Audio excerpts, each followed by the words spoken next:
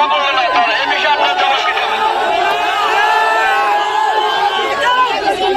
কত কোটি টাকা নিতে কত কষ্ট দিছে আমার বাবার। আপনি তো সবাই দেখছেন ফেসবুকের মাধ্যমে। আমি হাত করি প্রশাসনের কাছে এবং বাংলাদেশের প্রধানমন্ত্রীর কাছে আমি সুষ্ঠু একটা বিচার চাই। আমার বাবার যে খুন করছে বিনা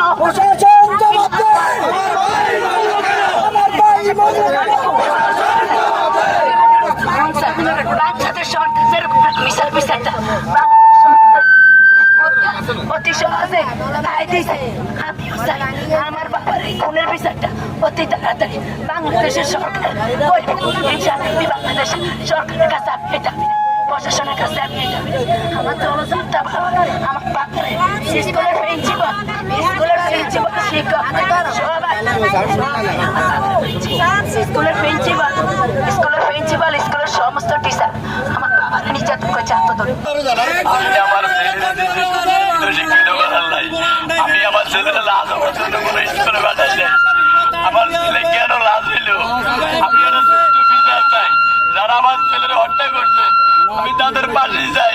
আমি আপনাদেরকে অনুরোধ করব, আপনারা এই ছেলের লাশের যথাযথ নিয়মে আপনারা দাফন কাফনের ব্যবস্থা করেন এবং যথাযথ আইনি প্রক্রিয়ার মাধ্যমে আমরা এই হত্যাকাণ্ড হোক, মৃত্যুর কারণ যে হোক, আমরা সুষ্ঠু তদন্তের মাধ্যমে ন্যায় বিচার নিশ্চিত করব। সকলের প্রতি অনুরোধ, আপনারা রামগঞ্জবাসী, আপনাদের প্রতি আমার অনুরোধ থাকবে, আইন নিজের হাতে তুলে নেবেন না। আমরা অপরাধীকে আইনের আওতায় আনবো এই প্রতিশ্রুতি ব্যক্ত করতেছি।